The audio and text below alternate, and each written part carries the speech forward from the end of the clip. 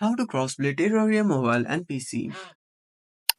Hi everyone, this is Max. I hope you are doing great, so let's start without wasting time. First of all, open up your web browser in your PC. Now search for TSOC and open up the first link.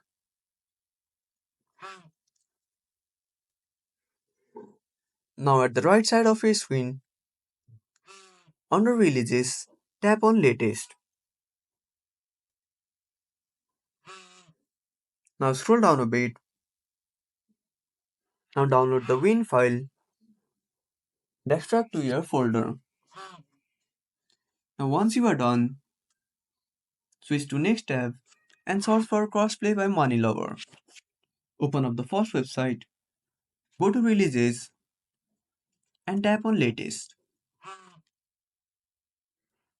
Now download the DLL file.